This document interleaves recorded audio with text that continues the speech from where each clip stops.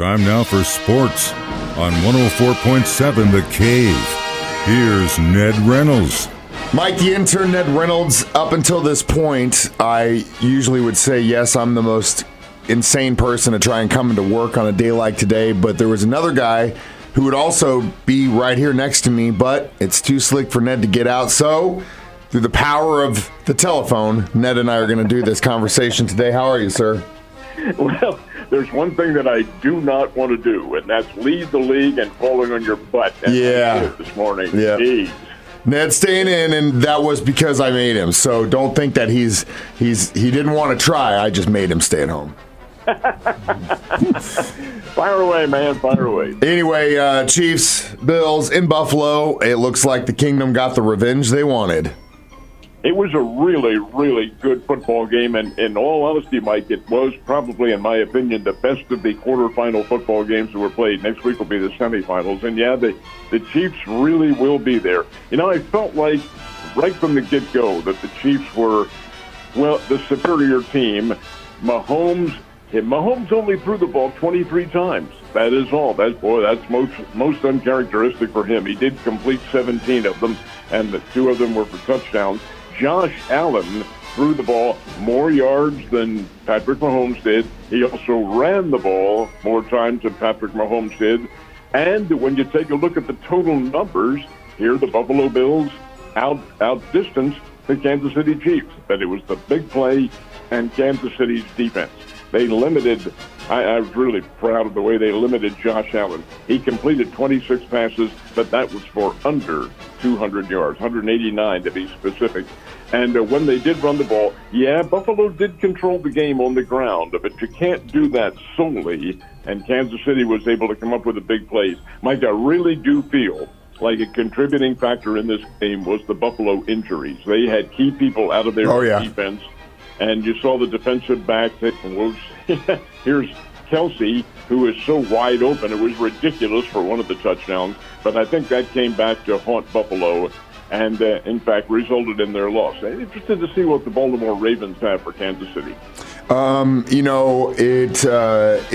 It's like I've said for years, this game is a game of attrition, and whoever's standing the tallest and proudest, the healthiest at the end, is usually the victor. The one thing that kind of perplexed me, and everything you said, I agree with 110%. It was a great all-team win for the Chiefs. Not a whole lot of special teams because they weren't on the field, which was awesome. That's the kind of game you want to win.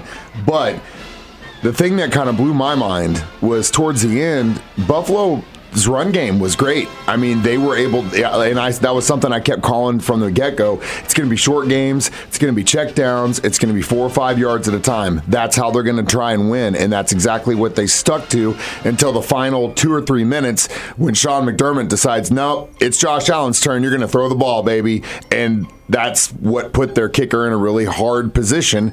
Missing that field goal, we win the game. Mike, I couldn't possibly agree with you anymore. When McDermott changed up on that and did go to the aerial game, I thought, what are you doing? You're controlling the game on the ground. You could get that ball. Now, having said all that, Kansas City's linebackers really came to the fore when they did try something on the ground, and that helped to limit what Buffalo could do. Still, the poor kid, and I feel a little bit sorry for him. That was not an easy field goal attempt that he had. But, wide right. Is there poetic justice there? Wide right to miss it again. But the difference is Mahomes and Allen and their attack in the game. Really felt like at the very start that if the Chiefs could shut down Buffalo's running game, that the Kansas City Ball Club would win.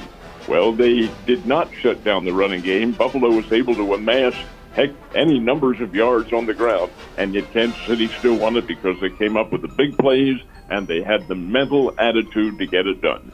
And that's exactly what you need when you head to Baltimore next Sunday.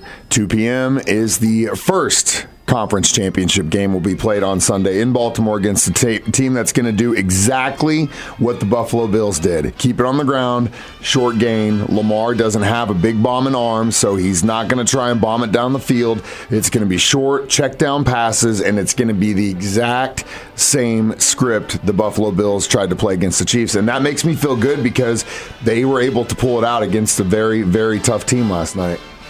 The one difference in Sunday's game coming up is that Baltimore probably will be a little bit more healthy than Buffalo was. And the Ravens, when they play defense, they can be awfully tough. And when they run, they've got that Gus Edwards back there who is really, really tough. This matches up as a very good football game. I agree 110%. As you can tell, my voice is slightly gone because of all the screaming. No, I don't apologize, Buffalo Bills fans that were at Coyotes last night. It is the way it goes, and we're headed to the AFC Championship game. Probably the most hated team in the country right now, and I love it. But the Kansas City Chiefs and Buffalo Bills game wasn't the only one played this weekend. We had a pretty damn good game in the NFC between the Buccaneers and Lions right before that one. What'd you think about that game? I thought the Buccaneers had a great chance to win it. And back to your previous word, wouldn't that make a great movie? Frozen? Never worked. Don't act like you've not watched that and you don't know the songs by heart, Ned. Come on.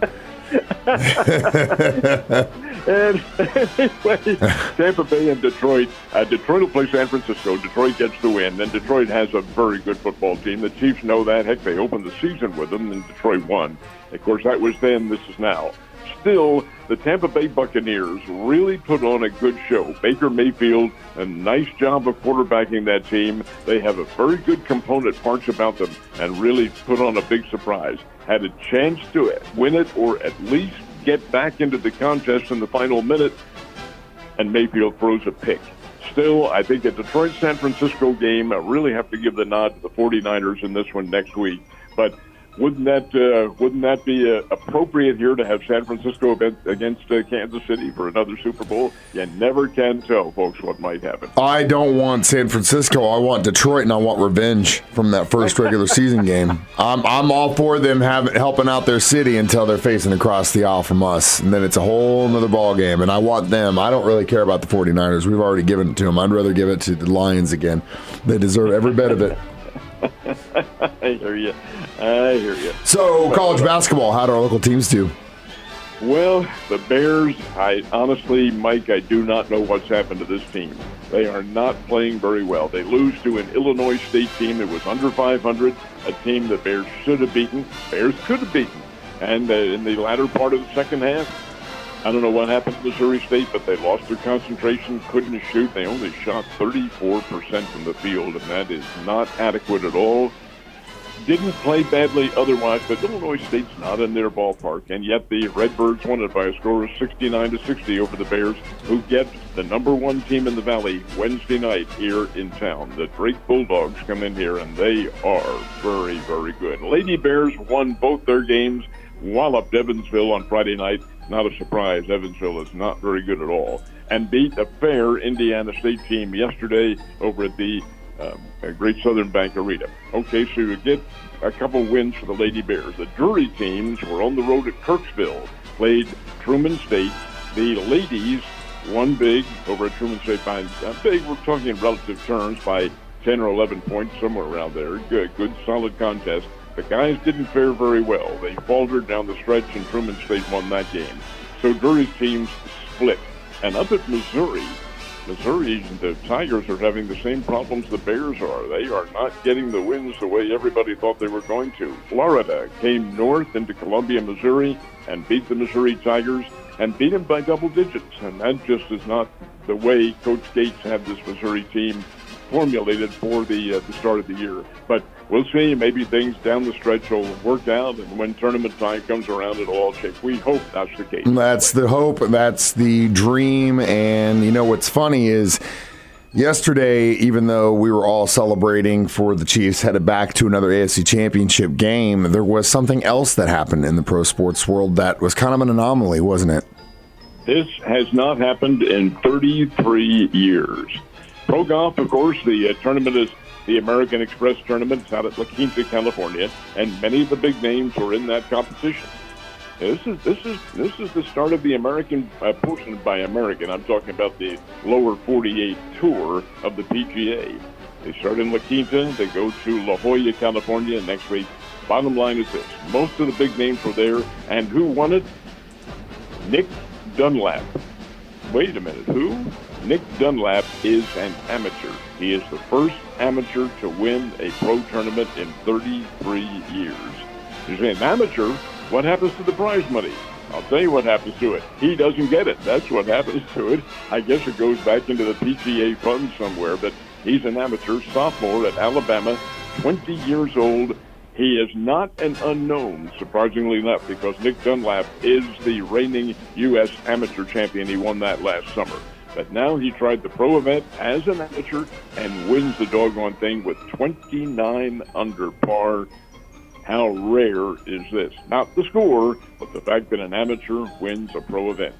Big deal. A very big deal. Huge deal. And before you start feeling bad for the kid about not getting any of the money, he's going to get it in other ways, so I wouldn't worry about it. And he's going to get plenty of it down the road. 20 years old, winning a pro tournament like that, he's going to be just fine. Ned, you stay inside, stay warm, go back to watching whatever it is you watch on TV when there's no sports on, and I'll hold down the fort here. I'll see you manana. Don't ask, man. Don't ask.